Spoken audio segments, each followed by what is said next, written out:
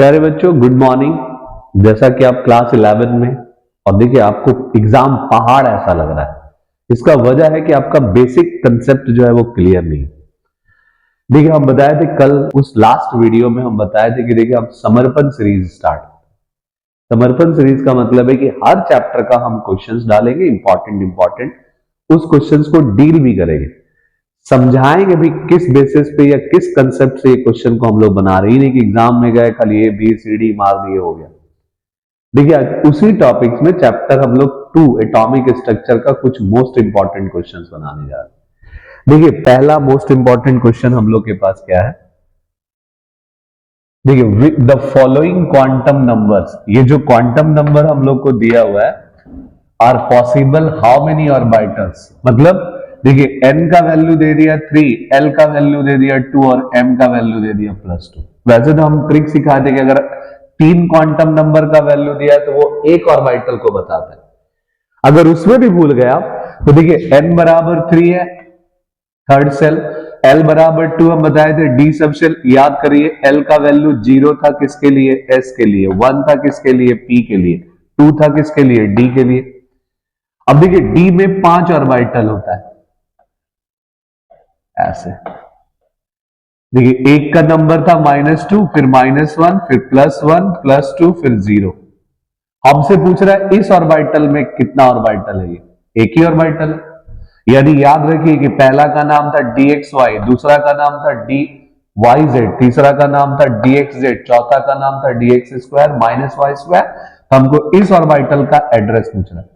तो जब कभी तीनों क्वांटम नंबर देगा तो हाउ मेनी ऑर्बिटल, एक ही ऑर्बिटल के बारे में डील कर रहा है। इसका मतलब आंसर कितना होगा, 1।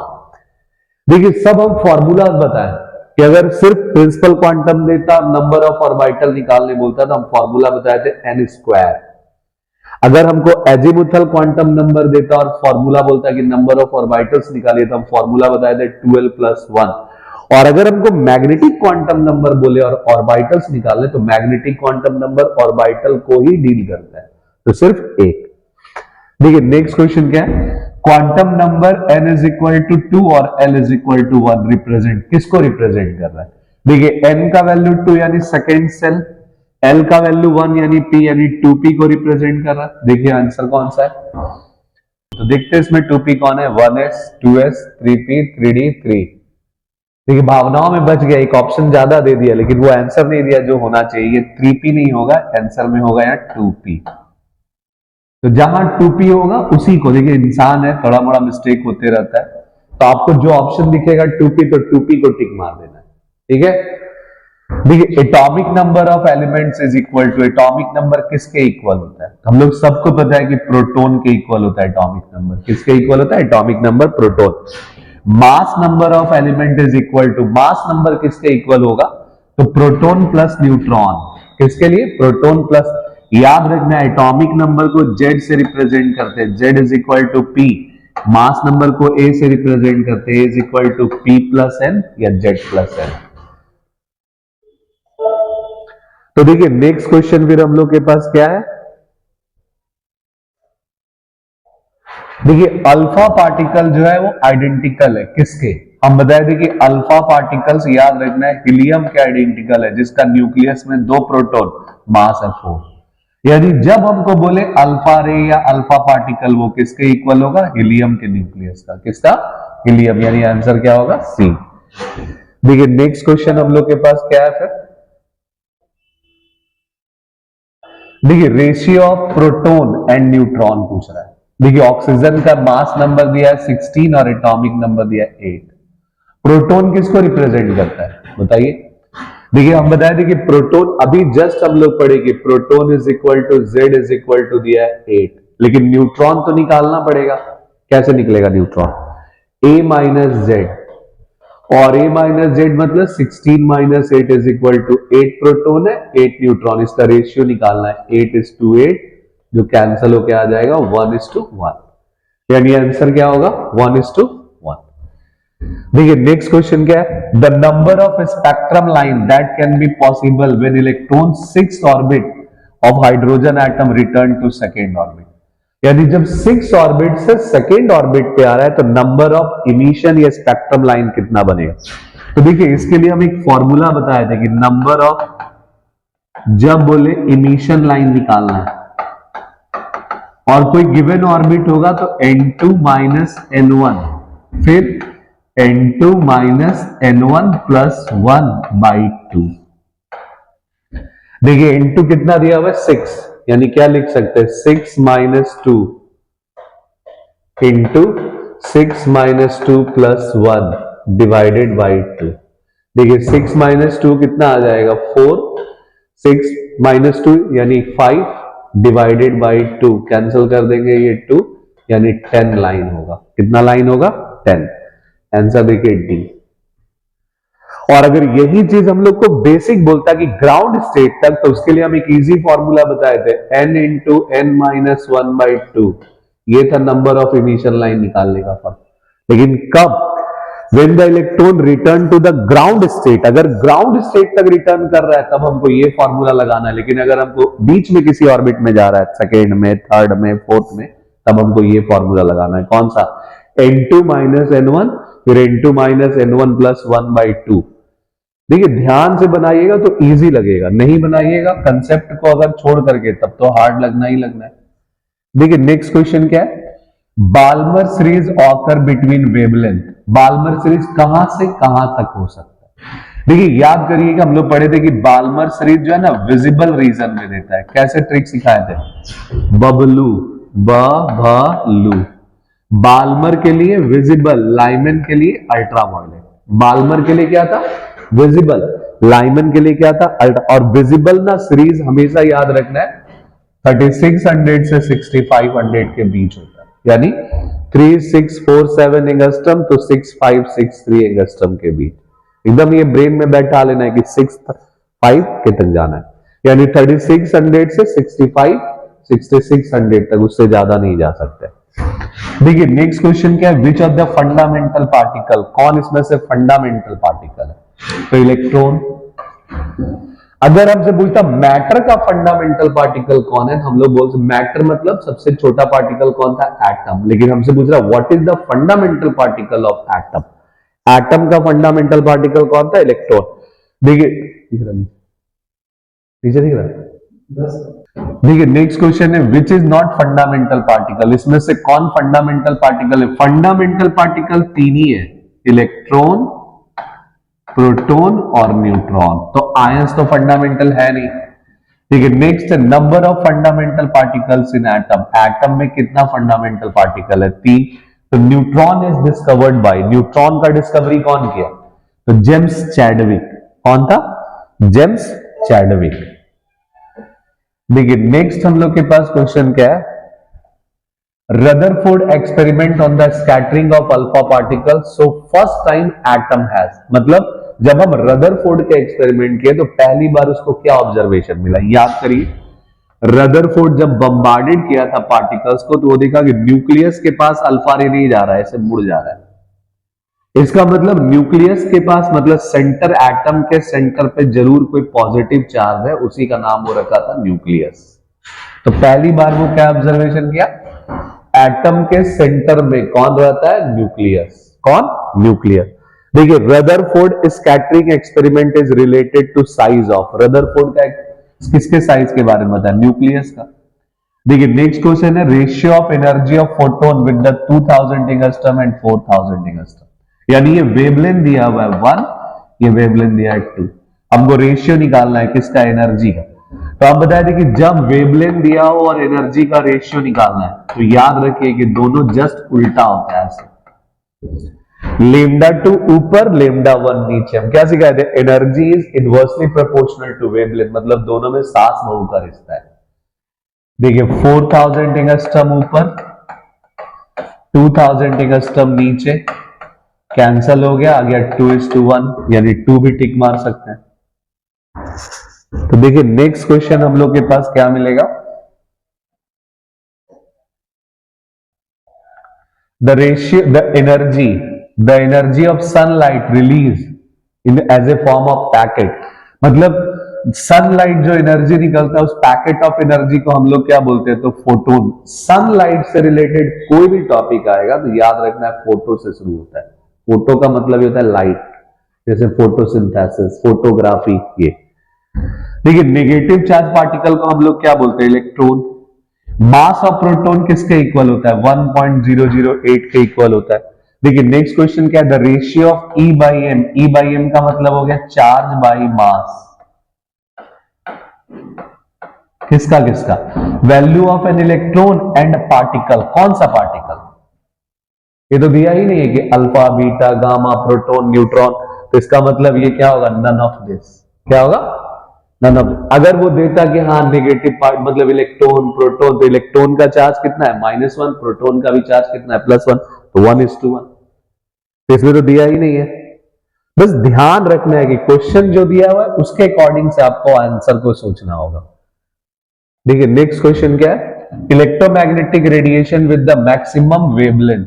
मैक्सिमम वेवलेंथ किसका होगा, कल हम लास्ट लेक्चर में हम बताए थे, याद रखिए वेवलेंथ के रेस्पेक्ट में या फ्रीक्वेंसी के रेस्पेक्ट में कैसे सजाते हैं, CGX UVIMR, और ये था फ्रीक्वेंसी का डिक्रीजिंग ऑर्डर, न्यू के डिक्रीजिंग ऑर्डर में ऐसे, यानी पहले कौन, और ये अगर हम फ्रीक्वेंसी डिक्रीज हो रहा है तो वेवलेंथ क्या हो रहा है, इंक्रीज हो रहा है। तो सबसे लास्ट में कौन आ रहा है देख लीजिए, पहले कौन है बोलिए, कॉस्मिक, फिर गामा, फिर एक्सरे, फिर अल्ट्रावायलेट, फिर विजिबल, फिर इंफ्रारेड, फिर माइक्रो, फिर रेडियो। सबसे लास्ट में कौन है, रेडियो। तो मैक्सिमम वेवलेंथ किसका होगा, रेडियो। मिनिमम फ्रीक्वेंसी और एनर्जी और मैक्सिमम वेवलेंथ किसका होता है, रेडियो वेव का। किसका, रेडियो वेव। देखिए नेक्स्ट क्वेश्चन क्या है, the fraction of volume occupied by the nucleus with respect to the total volume of atom. मतलब इस एटम के टोटल वॉल्यूम का न्यूक्लियस कितना जगह छेक रहा है, कैसे करना है। देखिए अगर रदरफोर्ड का याद होगा तो साइज ऑफ एटम कितना बताया था, 10⁻⁻10, और साइज ऑफ न्यूक्लियस कितना बताया था, 10⁻⁻15। अगर हम वॉल्यूम निकालेंगे तो 4/3πr³ एटम के लिए, किसके लिए, एटम के लिए, और न्यूक्लियस का निकालेंगे तो 4/3πr³ किसके लिए, न्यूक्लियस के लिए। किसके लिए, न्यूक्लियस के लिए। देखिए 4/3 4/3 तो दोनों में कैंसिल हो जाएगा, बचेगा क्या, R3, R का क्यूब। एटम के लिए कितना, 10⁻⁻10 का क्यूब, और दूसरा कौन है, 10⁻⁻15 का क्यूब। देखिए दोनों में डिफरेंसेस कितना आएगा, 10⁻⁻10 का क्यूब निकालेंगे तो -30, और इसका निकालेंगे तो कितना आएगा, -45, यानी 10⁻⁻30 डिवाइडेड बाई 10⁻⁻45 कैंसिल करेंगे तो 15, यानी 10⁻⁻15 का डिफरेंस है। एटम और न्यूक्लियस के वॉल्यूम में डिफरेंसेस कितना आ जाएगा, 10⁻⁻15 का। कितना, 10⁻⁻15। देखिए नेक्स्ट क्वेश्चन आपके पास क्या है, the compound which has cation is isoelectronic with the anion. मतलब इसमें से कौन सा ऑप्शन है जिसमें केटायन और एनायन दोनों आइसोइलेक्ट्रॉनिक होना चाहिए। What is isoelectronic, which contain same number of electron, जिसमें नंबर ऑफ इलेक्ट्रॉन सेम होना चाहिए। देखिए सोडियम का एटॉमिक नंबर कितना होता है, 11, 11 में से एक लॉस किया तो बचा 10, लेकिन क्लोरीन का तो एटॉमिक नंबर ये 17, 17 में गेन किया तो 18 आ गया, दोनों का अलग अलग। देखिए फ्लोरीन का एटॉमिक नंबर है 9, जबकि सीजियम का एटॉमिक नंबर है 37। देखिए सोडियम का एटॉमिक नंबर है 11, जबकि आयोडीन का एटॉमिक नंबर है 53, तो हो नहीं सकता। देखिए पोटासियम का है 19, 19 में से प्लस चार्ज है तो एक लॉस किया तो 18 इलेक्ट्रॉन। सल्फर का है 16, जिसमें 2 गेन किया तो इसमें भी 18 इलेक्ट्रॉन, यानी यही वो आंसर होगा जिसमें केटायन के पास भी 18 इलेक्ट्रॉन है और एनायन के पास भी 18 इलेक्ट्रॉन, यानी both are isoelectronic with the each other. कौन कौन, केटायन और एनायन। कौन, केटायन और एनायन। तो देखते हैं नेक्स्ट क्वेश्चन फिर हम लोग के पास क्या है।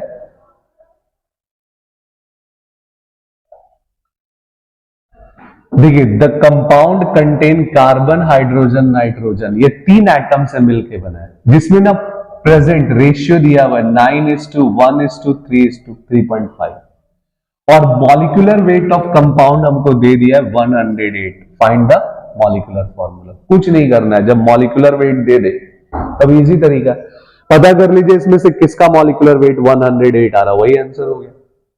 जैसे देखते हैं इसमें कार्बन 2 बार है तो 12 दूना 24 और 6 हाइड्रोजन के लिए 1 into 6।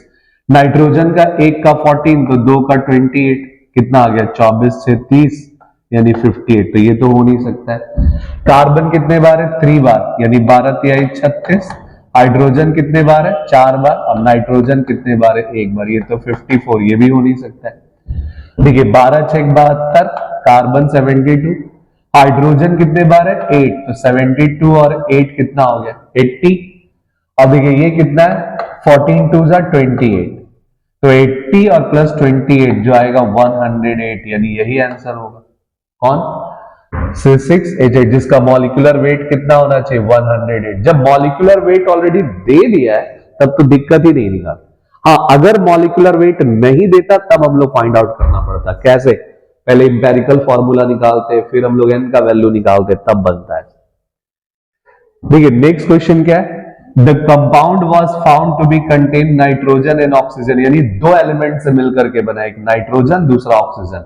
रेशियो है 28 ग्राम और 80 ग्राम रेस्पेक्टिवली। द फॉर्मूला देखिए नाइट्रोजन और ऑक्सीजन है 28 और 80, तो अगर हम लोग कैंसिल करना स्टार्ट करें तो 4 से कैंसिल कर सकते हैं। देखिए ये हम लोग नाइट्रोजन का मास कितना है 14 2 28 और इसका 16 5 80, यानी कितना कितना एटम मिल रहा है, नाइट्रोजन का 2 एटम ऑक्सीजन का 5 एटम, कितना 5 एटम, क्योंकि 16 5 जा कितना होता है 80, तो नाइट्रोजन और ऑक्सीजन का रेशियो हमको कितना मिल गया 2:5, तो N2O5 क्या टिक मारेंगे N2O5। देखिए नेक्स्ट क्वेश्चन क्या है, the simplest formula of compound जिसमें 50% एलिमेंट X जिसका एटॉमिक मास है 10 और 50% एलिमेंट Y जिसका एटॉमिक मास है 20। देखिए इसको सॉल्व करना है कैसे। देखिए सबसे पहले हमको एलिमेंट दिया हुआ है, उसके बाद उसका मास दे दिया, उसके बाद परसेंटेज दे दिया, तब हमको रेशियो निकालना होगा परसेंट बाई मास से। तब हमको सिंपल रेशियो निकालना होगा, कैसे, रेशियो बाई स्मॉलेस्ट से। देखिए एलिमेंट कौन कौन है X और Y। X का मास कितना दिया हुआ है 10, Y का मास कितना दिया है 20, परसेंटेज कितना दिया है 50 और 50, तो पहले निकालना होगा 50/10, 50/20, ये कैंसिल हो गया, ये भी कैंसिल हो गया, ये आ गया 5, ये आ गया 2.5।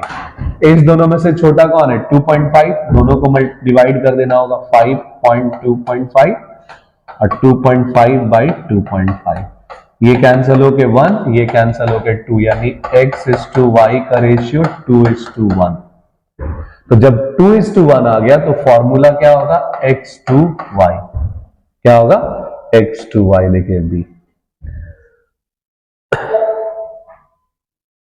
देखिए इसी तरह से आपको क्वेश्चंस बनाना होगा। देखिए 25 क्वेश्चन था जो इंपॉर्टेंट क्वेश्चन था, किसके लिए, एटॉमिक स्ट्रक्चर के लिए। तो फिर उसी तरह से हम लोग नेक्स्ट वीडियो में मिलेंगे। वैसे देखिए छोटा छोटा पार्ट करके वीडियो डालने से क्योंकि आपको ज्यादा टाइम किलिंग भी नहीं और जल्दी जल्दी आप प्रैक्टिस भी कर सकते। तो नेक्स्ट वीडियो में फिर मिलते हैं हम लोग।